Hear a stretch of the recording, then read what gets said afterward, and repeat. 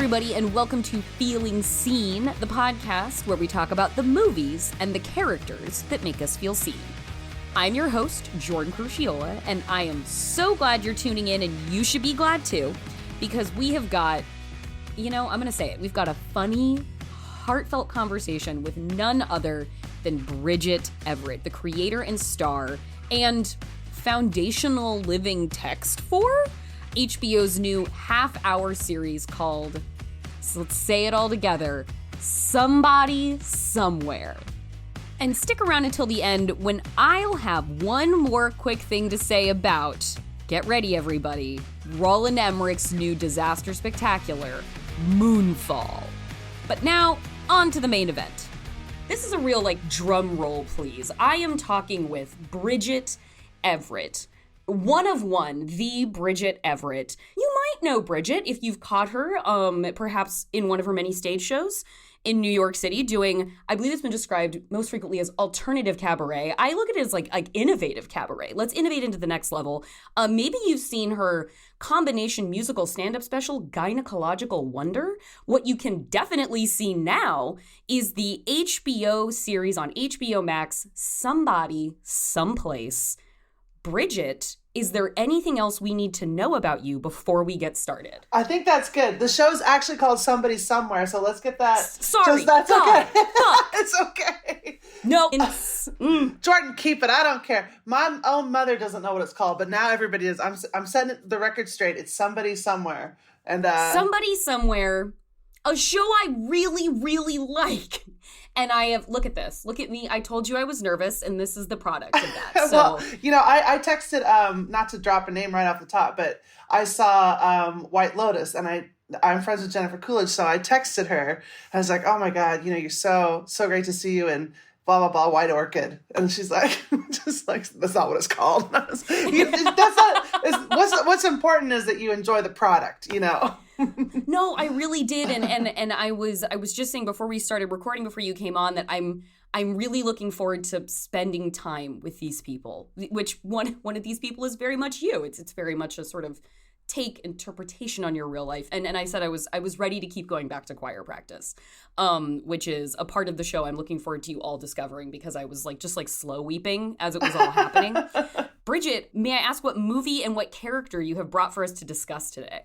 This was actually a really big challenge when I was thinking about this. When have I ever filmed seen? And it's literally like a 5-second clip here, a 5-second clip there. I guess I haven't always felt that reflection, but I had to go with a movie that, no matter what people think, that punches me in the gut every time, and I had to think about it. And that movie is Rudy. And you're either gonna love it or you're gonna hate it, but you're gonna have a reaction to it.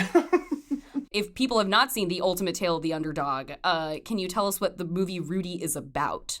The Rudy, oh my God, Jordan, you're gonna put me on the spot. I think I haven't watched it for a while, but it's like big dreams, big heart, little body, long way to go, gets there. Yes. It's Clear Eyes, Full Hearts, Can't Lose, starring Sean Astin as a Midwestern boy whose truly singular only dream and goal in life is to attend Notre Dame and play on the football team. And amidst self-doubt but a growing chorus of supporters, Rudy makes his way to South Bend and finds success after so much hard work. Little body, big dreams. I love that. You ready, champ? I've been ready for this my whole life. Then you take us out on feet. Rudy, go. Come on, man. Come on, Rudy. Come on now. A 90s special, 1993. So, a millennial classic, really, and a timeless tale. I was designated as, I was referred to as the Rudy of my own teams growing up, because I'm good enough as an athlete, but I was always more heart than I was talent. And I was always the sort of rally person of the team. So when I saw that as an option, my heart started to flutter. And watching it again this week to prepare, I cried again, and cried in that way that you cry differently when you're older than you did when you were younger. And so I was feeling emotional at the choice and was so excited that you went with it to pick it. Well, based on that, I have a friend that we used to play softball together, and we have my friend Murray Hill, who plays Fred Rococo on the show, we have this thing called Catch Club. Fred Rococo. Yeah. Oh my God, Fred Rococo. But we'll get to that. But anyway, we were playing. So Murray and then my friend Neil, aka Champagne Jerry, the three of us have this thing called Catch Club, and we go to the park and we do softball drills. And Murray's Coach Hill, and he just like. All sorts of drills. I'm like, we're in our 40s, and here we are, just down there like Rudy, whatever. Anyway, then we have some other members of our team that came to Catch Clubs because they thought it'd be like, fun, just tossing the ball around in the park. Yeah. And then they realized that Mr. Murray Hill is not there to mess around. And it's true. And I always tell them, I'm like, it's hometown before the Hollywood. You got to get the basics. You got to get this, the fundamentals. So, and I think that's who Rudy is. Rudy is like all about the heart and the hustle. And I think that's what I want to see in myself. I see in him. I loved thinking of, because there's such a clarity of purpose to Rudy. Yeah. Like Rudy knows from the intro of that movie, from the time he's a child, I'm going to play at Notre Dame. And everyone's like, you're not even going to get in the door at Notre Dame, Rudy. And there was always such a clarity of purpose. And I wondered for you, was there, because you've had such an eclectic run in your life, I wondered, was there that clarity of purpose for you? Or was it more of a trial and error trajectory? It was definitely no clear path, no clear idea, no clear trajectory. Yeah, I've never been somebody who had any idea what I was doing or how I was going to do it. The thing that was very clear to me is the thing that I loved, and that was singing, and it felt like that was out of reach. It always felt like I was never going to be able to do it for a living, but I just sort of kept like stumbling towards it. And I know that that's like not exactly what Rudy was doing, because Rudy, like, Rudy was one foot in front of the other. Every step was a step towards Notre Dame. But for me, every step has been sort of a step towards singing and performing. It's just been without the idea of how to get there. But it's his heart. It's his like his willingness to cling to it, knowing. I mean, he sort of thinks it's going to happen for himself, but I wasn't really sure. It's just that it's unrelenting. It's the not giving up. It's the passion behind it, and having people sort of to the left or right, you'd be like, what are you doing? I'm very much related to that. Ever since I was a kid, I wanted to go to school here. And ever since I was a kid, everyone said it couldn't be done.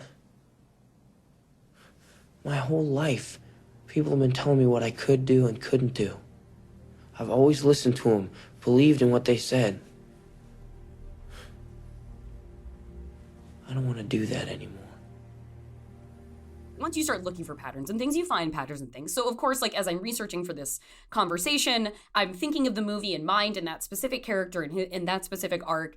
And it seems like one of the most wonderful parts about watching Rudy is seeing how like he has plenty of detractors, but he also like anybody he gets to know sort of outside his hometown where you exist as this sort of idea in your small, space where you grew up and people can't see you as sort of something beyond what you were when you were little. Anybody he meets that he encounters once he gets to South Bend, anybody who gets to know him, they're like, that kid's gonna, like, you cannot help but be drawn to and believe in his relentless focus and desire.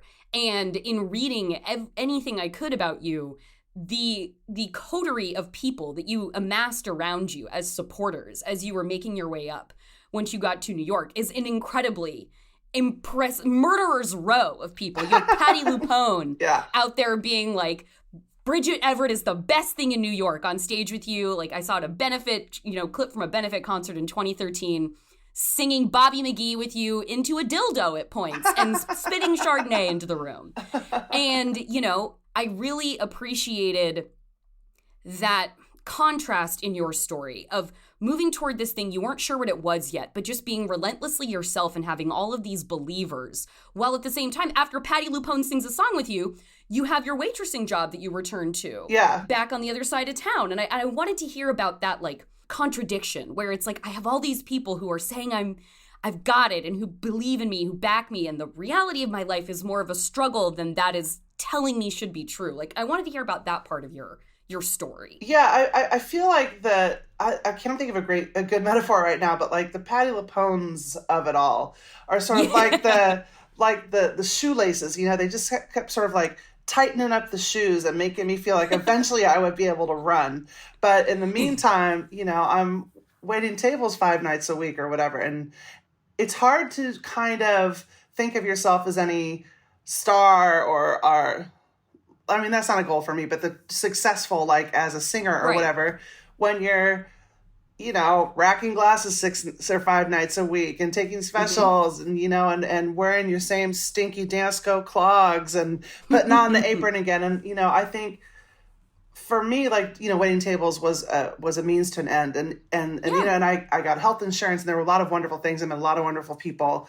And it's a respectable job, but it wasn't something I wanted to do for my entire life. So it does sort of beat you down, especially when you're like in your 20s, like, I'm not going to be doing this when I'm 30. And then when you're in your 30s, like, I'm definitely not going to be doing it when I'm 40. And then, you know, one night you're doing that. And the next night, Patti LuPone invites you to go sing with her at Carnegie Hall. And you're like just like the you know, the pendulum of it, the whatever the word is, you know, the this and that. What do you call it? What's the big word? Jordan, I know you got a lot of big words in you. The push and pull, the back and forth. The back and forth. Yeah, the back and forth. Yeah. Sure. It just is, you really have to have like this Rudy type thing in you that keeps you going through that, because it's, you know, a lot of people are like, I'm going to go to New York and I'm going to try to make it overnight. I'm going to go to New York and I'm going to try to make it in 10 years. I'm going to go to New York and I'm going to try to make it in whatever. And, you know, it took me, and I think that I can say I'm doing all right now because I'm on a TV show. I got my own show. But if this wasn't a marker of all right, I'd be like, I don't know what you're going for if this part isn't all right. Uh-oh. I know. No. I felt like I was successful before. Like I have a really loyal audience at Joe's Pub where I do my shows, and I felt successful when I finally quit waiting tables. I'm like, okay, but really, like, it's when I watch, you know, again, to bring it back to like Rudy or something, but I watch those movies, you know, Rudy or Rocky, or just sort of like that triumphing over, you know, I just love those kinds of movies because I wanted to be Rudy and get the tackle on the last play. You know, I wanted to finally do it. And I feel like right now on HBO, I'm getting the tackle on the last play. You know, I feel that is a sack of the quarterback with everybody chanting your name.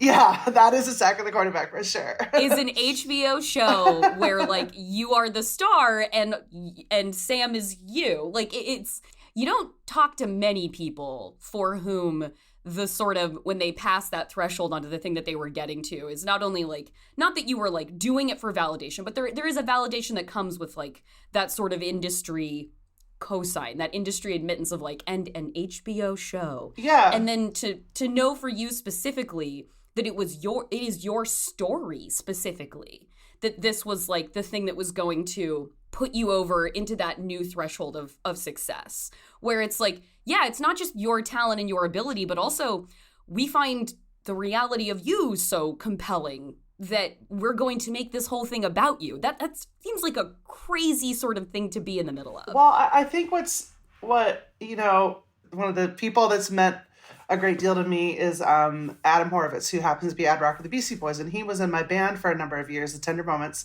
And, The Tender Moments! and you know, I started writing these like original songs, and like he you know, we were out, he came to Catch Club, and he was, you know, when you say hometown without the Hollywood, he was always doing like the fancy throws, and I'm like, you gotta do the hometown before the Hollywood, Adam. You're doing all this fancy stuff. You're joking around. This is serious business. But I was singing this song while I was shagging balls about different kinds of tits, and I told him about it, and you know, I was like, this is silly, right? And he's like, no, it sounds like a hit.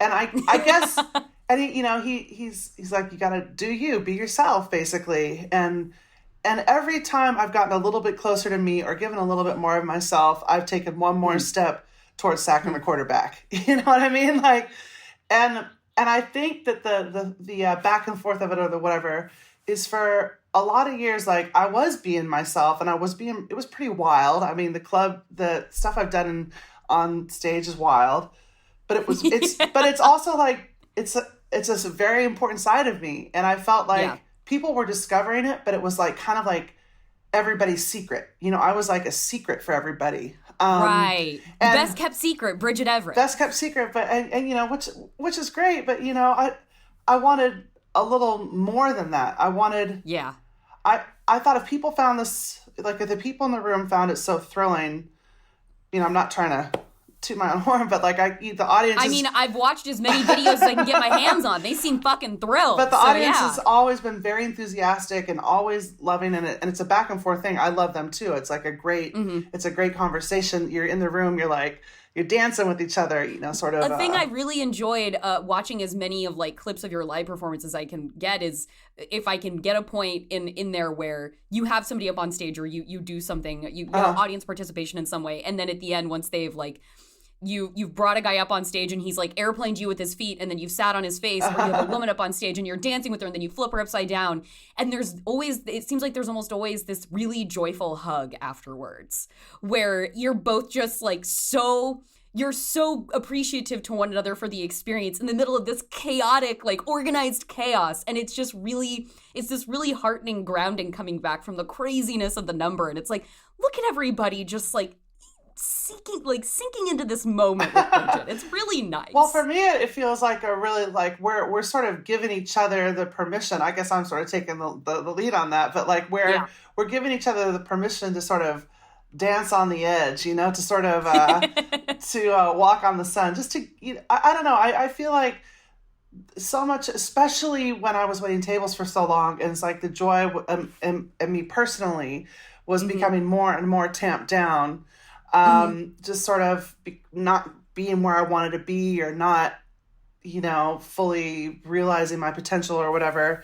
I think those moments on stage became more and more important because I was there with somebody who bought a ticket to come see me, and I'm like, I want to give them something. I want to give them the kind of release that they're giving me, because being there and getting to be like the most excited and alive that I feel in my life, I wanted to give them that kind of feeling too. And so it is a hug, and it is a joyful hug, and it is, it's, at least that's how it's felt to me. I shouldn't speak for the person who's doing the airplane with me and being like, I hope I can hold her.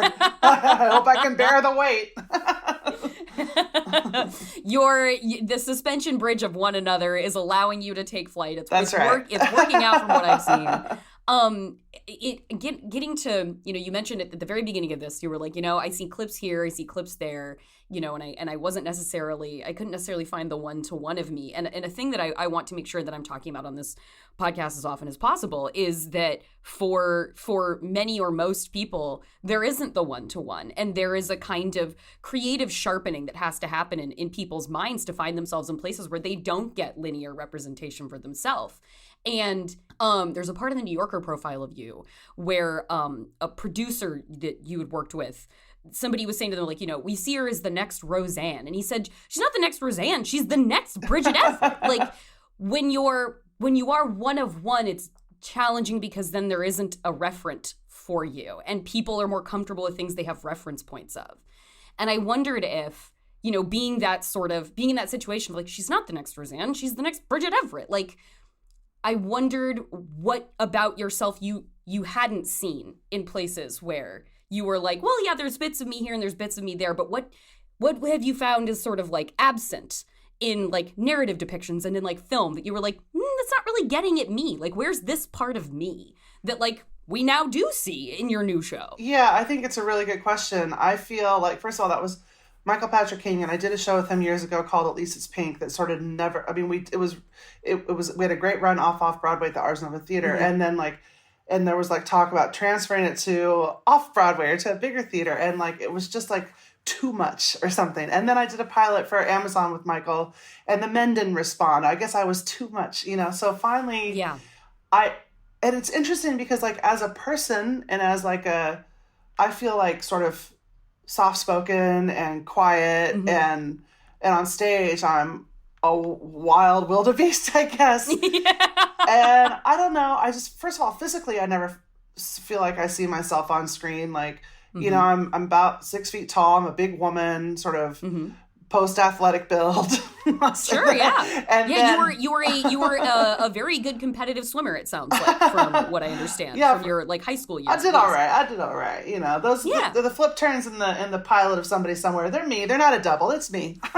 No, when I was watching that, I was like, this is Bridget Everett. This is a person who knows what they're doing in the pool. That was a great character detail to be like, oh, this is information about this person. But I feel like just like the bits and bobs, like I feel like I'm kind of like unsure of myself, like when I'm interpersonally and like when I'm around other people, a lot of nervous laughter, a lot of whatever. But then on stage and wildly confident, and I just, and like can cry at the drop of the hat. You know, I feel like very like a lot of unresolved emotions. And so like, I don't know, like I'll always relate to like one little point or one little bit of somebody in a show, but I just never felt like I found the person that was me. So I think, but the themes and the things that mean the most to me, like when I see a movie like Rudy, for instance, it's like there's little bits that are emotionally resonate with me. But I don't know. I never saw like, I can't even think of a movie right now. Like I'm not in Grease. I'm not, I'm not Olivia Newton-John, I'm not like the sweet schoolgirl that's like sexy in the black pants later. It's like a very wildly different version of that. I guess that's not so bad. She's kind of quiet and she's kind of wild and she likes to wear fun shoes and do up her hair and be like a bad girl. Maybe I got a little bit of that in me too. Well, when did you, because you started, I think you sang in high school and then you got into Arizona State University where I believe, was it a full ride for studying like operatic singing at ASU? Yeah, I got a pretty generous scholarship there to Arizona State for vocal performance. And I hope you had fun, as the Arizona schools are known for having. Party school, number one party school when I went, and let me tell you what, it did not disappoint. And I bring that up because I've read some stuff where you talk about like hanging around in Phoenix after, and you would, regularly do like karaoke. And then obviously you moved to New York and you're doing stage shows and continuing doing karaoke. I wondered when did you find the kind of singing that you realized was like what most embodied like this character that you would go on to build, this stage presence of Bridget Everett? Where did the persona start? The seed, the seed that started it all was like in karaoke bars, because I had studied, vocal performance, and which is, opera, and I love singing that way. But for me, it meant like no drinking, couldn't be around smoke, had to keep like a very nun-like lifestyle, which was not for me. I went to a party school for a reason, right? But then I started going to karaoke bars because I was just so frustrated with not knowing what I was going to do. I was like, when I moved to New York, I'm not a chorus girl. I'm too old to be like a pop singer. I don't have that build. I don't, I'm too this, I'm too that, I'm too this, So I would just go to karaoke bars after getting off my shift with my friends and just let it rip. And getting on top of the bar, singing, ripping my shirt off, taking booze, spitting it on the crowd, just a la Patti LuPone, just going wild. And I was like, this is it. Like this is living. And so when I was in New York and I came to New York and I got like a children's theater tour right away, and I got my actor's equity card, and I'm like, okay, well that sucked. I do not. I don't want to ride in a van and go, to West Virginia or wherever. Nothing against, those places, but just like I don't want to be driving all over the place and singing a child's version of Hansel and Gretel. I don't want to do it. So yeah. So anyway, I was doing karaoke, and my friend Jason Egan, who runs the theater I mentioned before, Ars Nova, saw me, and he was like, "You should be doing a show," and I was like, really? You're like, help? Okay. And then to make it a little more full circle, my friend Zach Schaefer, who I would go to karaoke with, and he took me to downtown to see some like downtown performance kind of shows like Kiki and Herb and Murray Hill, and then Murray put me in a show, and I sang this song Canhole, that it was an original song of mine, and which is about, I don't know if I can say it, but butt stuff. You can say whatever you want. You can say whatever you want. And I just, anyway, that was like the first time. And Murray, like, I came off stage and Murray was like, holy shit. What? Basically, like, what was that? Who are you? Wow. Oh my God. And there, started our friendship of showbiz for, 20 years now or whatever it is. But yeah, so it was just sort of finding it in New York and like seeing, like, there was this drag queen who's since passed away, who was a real hero of mine. Her name was Sweetie. And she had a way of delivering a song that would bring you to your knees and bring you to tears, just so connected. And like, there was something, but also Murray is very connected to who he is. And was like, these were people that were not what you see on TV, not what you see, they were themselves, and they were larger than life and explosive and colorful, live it life in full blown color. And that's what I wanted to be. I was like, this is it. So take the karaoke, take that sort of wild thing that makes you feel so good, and step into what is you. And every time I've done that, life has gotten a little bit better. And that's where it started. One of the greatest things I've ever done in my life was I was in a competitive karaoke league in San Francisco for 2 years. Okay, Jordan. And that 2 years and 4 seasons. And the thing about Karaoke League was that it was equally scored on Sing It and Bring It. So one was not weighted further than the other. And it was incredible to watch over the course of the 4 seasons that we did. The way people who were more in their shell at the start of the league, to where by the time we had done weeks and weeks and dozens of competitions together, to see how much more forward they were with themselves on stage as it went, it was incredible. Like, it was, I can't recommend to anybody enough that if, like, you're feeling like you need to make a change in your life, start doing a lot of karaoke. I agree. Because you're going to figure something out. I don't know what it's going to be, but you're going to figure something out along the way. And it is all about the bring it, not necessarily about the sing it. I think that's the point. That's what unlocks you, just like fully live in them. Like a lot of people think karaoke's sad. I think it's wonderful. It's a, oh my God. No. As you know now, I will protest that. Let's take a quick break, and then we will be back with more Bridget, more Rudy, and more You Love It, You Know It, me.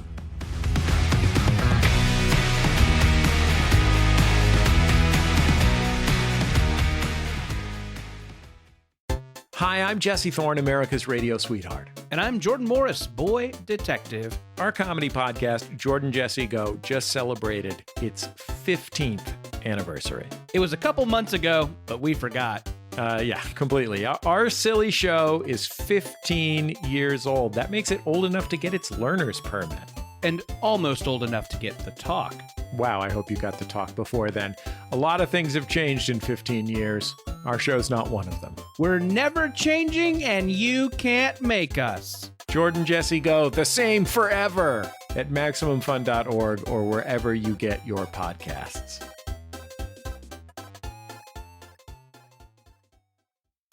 Prepare yourself for the greatest pro wrestling podcast spectacular known as Tights and Fights. A backdropping audio showcase that helps you understand the world of pro wrestling with a lot of love and no toxic masculinity. Featuring host Danielle Radford. Time to kick butt and chew gum, and I'm all out of butts. Lindsay Cal. I'm a brutal Brit, and my fists were made to punch and hit. And Hal Lublin. I was doing the voiceover this whole time. Hear us talk about pro wrestling's greatest triumphs and failures. And make fun of its weekly absurdities. On the Perfect Wrestling Podcast. Tights and Fights. Every Saturday on Maximum Fun.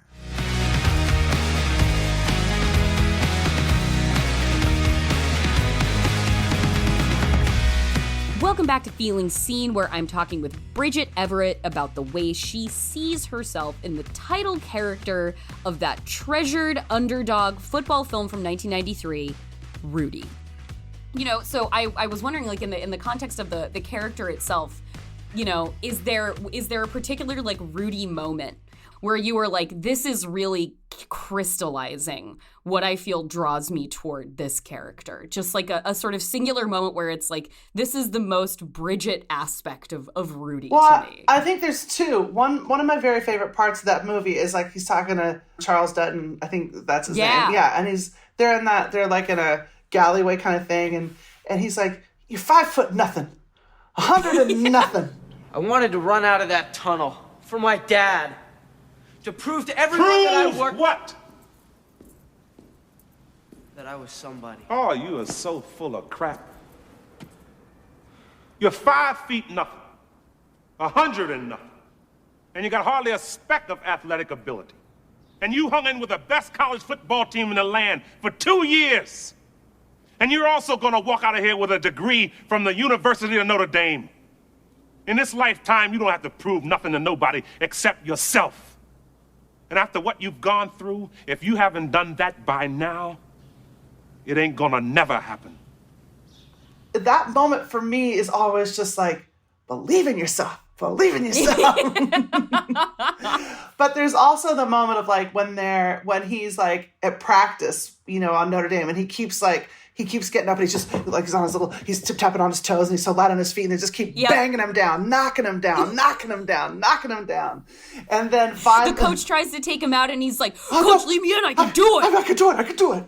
Get out of here. Come on, Coach, I can do it. Bleeding all over, covered in dirt and grass. And then Vince Vaughn. Is that Vince Vaughn? I think it is Vince Vaughn. Vince Vaughn, It's just like, a rail of a man. Yeah, he's just like, get him out of here, Coach. And he's like, you just summed up your whole career. If you had even a little bit of the heart that Rudy Rudiger has, you'd be an All-American or whatever it is. And I was just like, that like Vince Vaughn felt like 1,000 of other people I knew just sort of shooting to superstardom, and I'm like, they're getting back up after getting knocked down and knocked down and knocked down and knocked down and still getting up. Did you feel like, did you have your moment of like, Rudy's wanting to suit up. He wants to suit up once his senior year before it's over, so maybe officially like go down in the books as part of the team. And when he doesn't get listed to dress for that last game, he's like, fuck it, I quit. Like for the first time in his life, probably Rudy says, I quit. Had, in all your years of endeavoring and pushing, did you ever come to that precipice, or did you always feel a clear resolve to keep going forward? I feel like there's 1,000 times I've given up on myself.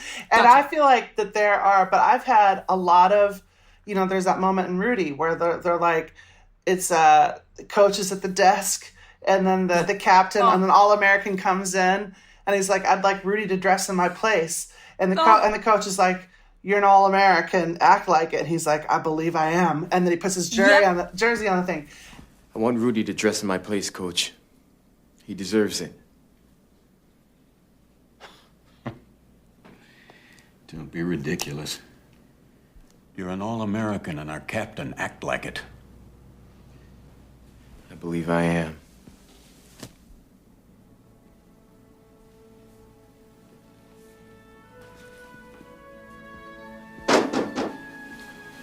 Me too, Coach. I want Rudy to dress in my place. That was Patti LuPone, and it's been Ad Rock, and it's been Amy Schumer, and it's been Michael Patrick King, and it's been Carolyn Strauss, it's been HBO, and like finally, I got to suit up and go out on the field. Oh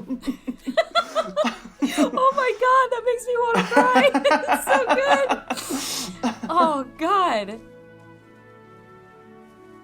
That just, I wondered when you were saying like, famously, you have a song about all the different kinds of titties. Yeah. And, you have songs about dicks and mouths. Like, you are a ribald embodied persona when you are out there working your way through the room. And had that sort of body humor always been a part of your sort of preferences, like styling, sense of humor, like with your performance or what have you? Or did that, so that was always there, and then it kind of got to be channeled into like the stage work. When I was a kid, I always had, like, I'm the youngest of 6 kids, so the shit that I heard being tossed around my house, like just the swear words alone, but just like things that made me laugh were just like fart jokes, tits, poops, like my mom walked around all the time. She never was wearing a bra, and, so my brother Brock coined them beaver tails, like her tits, because they're like long and low hanging, And like her favorite cuss word was motherfucker, shitter, asser. And like, it's just like the kind of language that, that I'm used to and that I grew up with and the stuff that makes me laugh. And, you know, frankly, in Manhattan, Kansas, which is a fairly conservative town, that got me in a lot of trouble, you know, like in school suspension and whatever. And, you know, I think even then and now my friends think of me just like, oh, Bridget, you know, here she goes again. Like not, you know, they love me and we're whatever, but just like, it's just who I am and who I've always been. What was there a process of discovery that you expected or not when you went back to make your show in Kansas?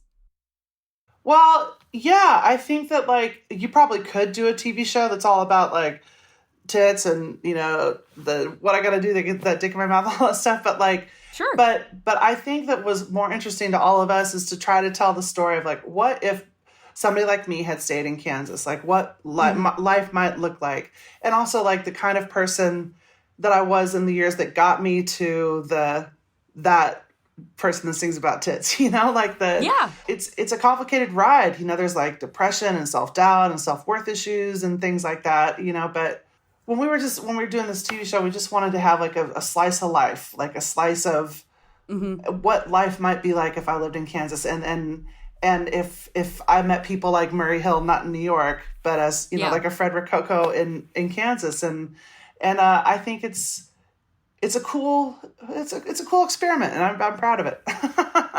As I've been reading about you and again, watching the movie, I wondered like, were the, you know, it was working in the restaurant kind of like your steel mill, sort of like the job you could always go back to, the job was always like, well, come on back, Bridget. Like were these, you're going downtown to perform cabaret and Ad Rock is performing in the tender moments behind you. And then like you going back to the steel mill at the end of the night kind of thing. I've been working at a steel mill for about 4 years and I've been saving up my money and I've been planning on coming here. But, well, my friend Pete, he really understood what my dream was. And he told me not to waste any more time. I mean, sometimes just like working, doing a show, coming off stage at 11:30 and like having to wake up for like a brunch shift at like, you know, 7:30 the next morning, standing ovation, Ad Rock's in the band, you know, loving audience. And then just the next morning, like, would you like those over easy, over medium, more coffee? That's a real like superhero dual identity situation. Yeah. Like I'm Catwoman and I'm Selena Kyle. Yeah. Totally. I'm just smelling like a bottle of Chardonnay. But what are you going to do? We all do the best we can. We all do the best we can. Well, and I guess like as, you know, getting down toward the end of it, you know, I think I've been wanting to sort of like funnel toward is with that quarterback sack with Somebody Somewhere and the way that it does channel the litany of your talents that you bring to a situation. I remember I watched you in Patty Cakes and then it's been funny reading these things where it was, you know, the idea of like, she's uncategorizable. She's this force of nature talent, but like, where does this go? How do you market it? How do you sell it? And I remember thinking back at Patty Cakes being like, she's a really good actress. Like, I don't get the problem. Like, what do you mean? What do you do with a talented actress? I don't understand the gap here. I have to say that Jeremy Jasper, who's the writer and director of that movie, saw me on Amy Schumer on Amy's show. I used to close every season with a song, and I was singing "What I Gotta Do to Get That Dick in My Mouth." And he was watching from home. He's like, "That's the mother in my movie," and I was like, "Okay." So anyway, he called my agent, and. That's really I feel like that's the epitome of every time I stepped more into my light as myself, something good happened. Yeah, exactly. So anyway, they called my agent and he was taking it to the Sundance Labs and did I want to come? And I tried to get out of it. I was like, I'm not that kind of actress, actor. I'm like, whatever. And then he like talked me into it. I got there. I still like couldn't believe I was there. And then Danielle McDonald, who plays Patty Cakes, the two of them, like we were at some place in Sundance and like they wanted to just read through, a couple scenes. And they're both like just each of them just like sort of giving me a light massage on the hand to just sort of reassure me that it was going to be okay and I was fine. And so they were, they're definitely two of the people putting the jersey on the coach's desk, I don't know. I sort of hijacked whatever you were just talking about, but I think it's... No. I derailed myself so that you responded in kind. And what I wanted to work toward though was having gone through so many iterations and okay, it's high school choir. Okay, then it's opera. Well, it's karaoke. Cabaret is really jumping off for me. And then that leads in, and through that, you have this comedy musical hybrid, and then you end up in a circumstance, you meet Amy Schumer, and that cosign really, it brings this friendship to your life, and it gives you a lot of opportunities. And then Patty Cakes and acting, and now show, and it's the show that includes multiple disciplines that you've become so good at over the course of your life. That proves that you can do kind of anything. It sort of proves, your story sort of proves that you can do anything. And I wondered, what is the next, exciting, motivating thing where you're like, well, all these other things worked, and I'm such a polymath. This is what I'll try next. What is a life as big as Bridget Everett's do once you've got the somebody somewhere under your belt? Oh, we get an ad campaign for the face of American Express. We finally cash in, make a little do-re-mi, buy ourselves a home finally, be a property owner. I don't know. I mean, Jordan, I've only ever dreamt one step ahead of where I am. Right. I know that right now, as I'm talking to, I was talking to one of my agents Seth, who books all my live stuff and whatever, my live, concerts and whatever. And he's like, well, what now? I was like, I don't know. I still want to do shows at Joe's Pub because that feels like the juice, that feels like the home for me. That's Rudy being carried off the field right there is the live show. Yeah, it's a live just show. Just the Rudy, Rudy, thousands strong. Yeah. I gotta tell you, it's just occurred to me what the student body has been chanting for the last 2 or 3 minutes. It's the name Rudy. Dan Rudy. I like this, maybe a movie or whatever, but I'm not ever driven by money or whatever, so other than the fact that I would like to just, American Express or whatever the thing is, so I can buy myself a home. Jennifer Garner, you don't want to do Chase Bank forever, do you? Surely you don't. Maybe what's in your wallet? Bridget Everett is, everybody. Oh my God, I had this Capital One credit cards for a number of years with just, the 45% APR, just oh God. Bridget, do you want to go out to dinner? I'm like, let me check my credit limit. Okay, it's $300. I've got it paid down to $133. Okay, so yeah, I can go. I got $100 here. So Yep. That's where I'm at. All right, let's do the shuffle with the cup where we pull out the card underneath and see which one comes up. Exactly. Absolutely. I don't know. I just want to keep doing things that make me laugh, that make me giggle. And I think something interesting you just said a minute ago was, with the show being sort of all the parts of me, it's funny because I kept butting up against that with Hollywood or whatever, just we don't know what to do with her, and I have to say HBO really saw something in me, and the more me the better, you know what I mean? God, and HBO coming again with the last and final jersey, the star player, the All-American, the captain, coming and just being I want Bridget to dress for me. And so, that's a really beautiful thing to hear. And I think that makes it a nice way to end the conversation. And Sweet. Obviously people can go watch Somebody Somewhere. Is there anything else you'd want to direct them to out of curiosity?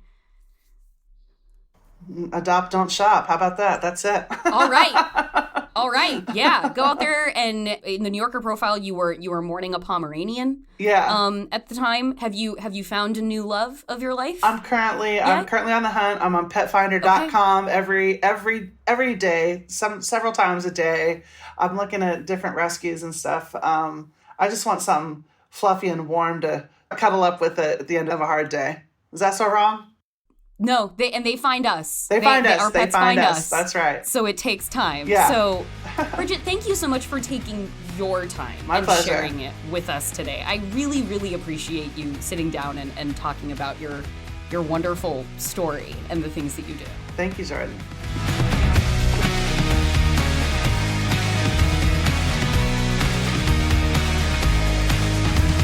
I'm so glad I got to cry on the podcast today, and I hope you guys got to cry a little bit too, because it wouldn't be a valid conversation about the movie Rudy unless people were crying. So if you haven't checked out Somebody Somewhere yet, new episodes are currently rolling out on HBO Max. They hit on Sundays. Murray Hill, who we talked about in the interview multiple times, plays Fred Rococo on the show, and it also stars Jeff Hiller and Mary Catherine Garrison alongside Bridget. All right, before we wrap up the show today, as is custom, I have to talk about one quick thing before I go. This week, that is Roland Emmerich's new disaster movie, the king of disasters, the man who brought you The Day After Tomorrow, the man who brought you Godzilla, 1998, Independence Day, in 2012. Like, he has ended the world so many times already, and this time it is humanity versus, I don't know, is it the dark side of the moon? Is it hollow moon theory? It looks like there are sentient beings within the moon that have surfaced that are, I don't know, propelling it towards, I don't actually understand what's happening based on the trailers for Moonfall, which is playing in theaters now.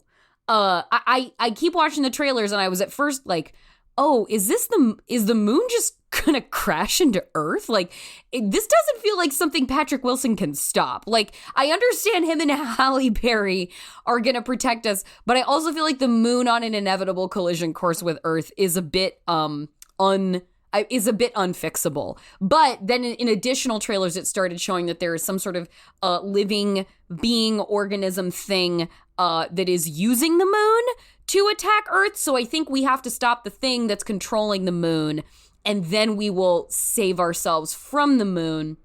I'm so curious to know if the theory, because, the long-held theory in any disaster movie is, of course, blow it up.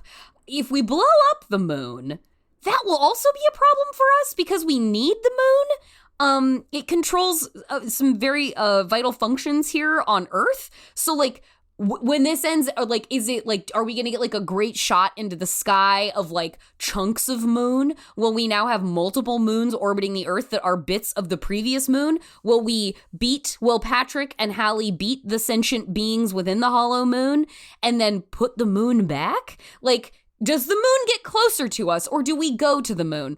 I can't wait to have the answer to all these questions. I, of course, host a podcast dedicated to disaster movies. And when you start a venture like this, at any point, you're like, God, I hope I get lucky enough at some point to cover the real-time release of a Roland Emmerich disaster movie. These are the halcyon days for me. I cannot wait to be in a theater watching Roland Emmerich almost destroy, maybe he's in a dark time and maybe he's really going to destroy the world this time. I cannot wait to see this big as life. I think 2012 might have been the last time we were treated to a Roland spectacular of this magnitude. And it's nice to know that Hollywood recognizes that the disaster movie at an Emmerichian scale is still something we the people need and deserve as a viewing populace. You know what? I love Marvel movies. I love superhero movies, but I would be happy if we paused on those like a little bit or slowed our roll on them if we could like really commit to a disaster cinematic universe. I think we need to get to a 70s level of disaster epic production with incredible sprawling ensemble casts of like Shirley MacLaine. Like, put Meryl Streep in these movies. We used to have Peter Fonda in these movies. I want Meryl Streep in these movies now. I want our legends. I want the cast of August Osage County to make a disaster movie together. That's the kind of prestige I want for this thing. So Moonfall's coming, a huge pivot from the Somebody Somewhere conversation that we had today, but it takes all kinds. It takes all kinds of entertainment here on the Feeling Seen pod, and hopefully somebody out there feels seen by Dr. Lady Scientist Astronaut Hero Halle Berry, because I'm looking forward to having that conversation on this podcast too. And that is it for this episode of Feeling Seen. You can follow us on Twitter at Feeling Seen Pod. Our Facebook group is at www.facebook.com/groups/Feeling Seen Pod. We have an Instagram too, and that is, you guessed it, Feeling Seen Pod. And you can always drop us an email at feelingseen@maximumfun.org. If you want to follow me, I am on Twitter at Jorcru, which is Jorcru. Our theme music is by Andrew Epen. Our show is produced by Marissa Flaxbart. Our senior producers are Kevin Ferguson and Laura Swisher, and this is a production of Maximum Fun.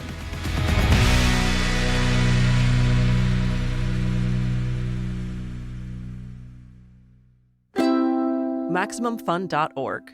Comedy and culture. Artist owned. Audience supported.